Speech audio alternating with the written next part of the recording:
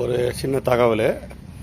என்ன தகவல்னாக்க, இந்த வண்டியில் நீங்கள் போயிட்டுருப்பீங்க. போகும்போது வேகத்தடை, ஒரு சின்ன தாவு மேட்டில் ஏறி இறங்கும்போது வண்டி பெட்ரோல்லாம் இருக்கு, ஆனால் பெட்ரோல் இல்லாத மாதிரி அடைச்சரிச்சு ஆஃப் ஆகும். அப்படி ஆஃப் ஆகும்போது முதல்ல நீங்கள் செய்ய வேண்டியது என்னென்னாக்க, என்ன திருப்பி உடனே ஸ்டார்ட் பண்ணிங்க, வண்டி ஸ்டார்ட் ஆகாது. அப்படி ஆஃப் ஆகிடுச்சுன்னா வண்டி உடனே ஸ்டார்ட் ஆகாது.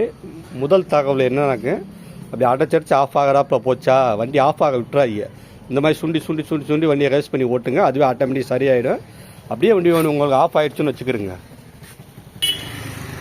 அப்படியே வண்டி ஆஃப் ஆகிடுச்சுன்னா, இந்த கிக்கர் இருக்குது தெரியுமா, இந்த கிக்கரை இப்படி காலில் மிதிங்க. எல்லா வண்டிக்குமே அது பொறுத்து மிதிக்கலாம், ஃப்ரீயாக இறங்குதா மாதிரி.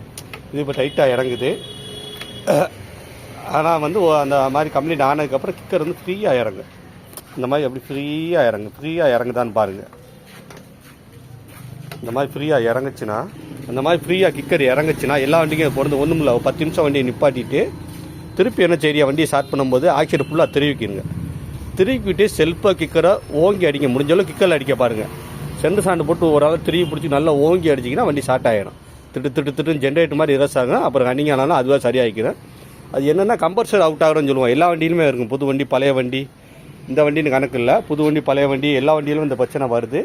அந்த மாதிரி நேரத்தில் நீங்கள் என்ன பண்ணி, கிக்கர் மட்டும் ஃப்ரீயாக இறங்குதான்னு பாருங்கள். நான் எப்போ இருக்கிறதுக்கு அப்போ இருக்க மாற்றம் தெரியும்.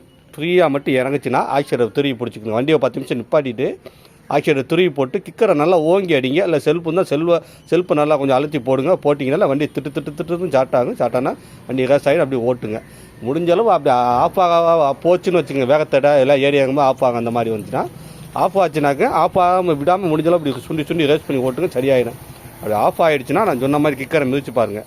கிக்கர் ஃப்ரீயாக இறங்குதான் பாருங்கள். ஃப்ரீயாக இறங்குச்சுனாக்க கிக்கர் இருந்தால் நல்லா பார்த்துக்குங்க. இப்படி மிதிச்சு பார்க்கணும். அப்படி பொறுமையாக மிதிச்சு ஃப்ரீயாக பூ மாதிரி இறங்கு. இப்போ இது நல்லா இருக்கு, ஆனால் டைட்டாக இருக்குது. கிக்கர் ஃப்ரீயாக பூ மாதிரி இறங்குச்சுனாக்க நான் சொன்ன மாதிரி ஆக்சிடென்ட் ஃபுல்லாக திருவி பிடிச்சி 10 நிமிஷம் நிப்பாட்டிட்டு ஆக்சிடென்ட் ஃபுல்லாக திருவி பிடிச்சிக்கிட்டு செல்ஃப் போடுங்க. செல்ஃபாக கிக்கரை நல்லா ஓங்கி அடிங்க. செல்ஃப் போட்டால் ஓங்கி இது பண்ண முடியாது. கிக்கரில் நல்லா ஓங்கி அடிங்க, ஸ்டார்ட் ஆகிடும். நம்ம ஸ்கூட்டியில் பெரும்பாலும் கிக்கர் எல்லா காலையும் அடிக்க முடியாது. அதனால் செல்ஃபை போட்டுக்கிறங்க. இந்த ஆக்சிடென்ட் நல்லா திருவி பிடிச்சி ஃபுல்லாக நல்லா பாருங்கள். ஃபுல்லாக அப்படி திருவி பிடிக்கணும். திருவி பிடிச்சி செல்ஃப் அடிங்க. திட்டு இந்த ஜென்ரேட்டர் மாதிரி இரஸ் ஆகும். வண்டி ஸ்டார்ட் ஆகிடும். அப்படியே நல்லா ரன் பண்ணிவிட்டு அப்புறம் வண்டி ஆஃப் பண்ணுங்கள். அந்த பிரச்சனை அதோட சரியாயிடும். அது புது வண்டி, பழைய வண்டி, எல்லா வண்டியும் அந்த பிரச்சனை இருக்குது. அது இயற்கையாக வர்றது. இந்த இது எதுவுமே பனிக்காலம், வெயில் காலம், அந்த மாதிரி மாற்றம் வரும்போது வண்டிகளையும் சில பிரச்சனை வரத்தான் செய்யும். அது அந்த மாதிரி பிரச்சனை தான். இதை மட்டும் ஃபாலோ பண்ணுங்கள், நீங்கள் ஸ்டார்ட் பண்ணிடலாம். நன்றி, வணக்கம்.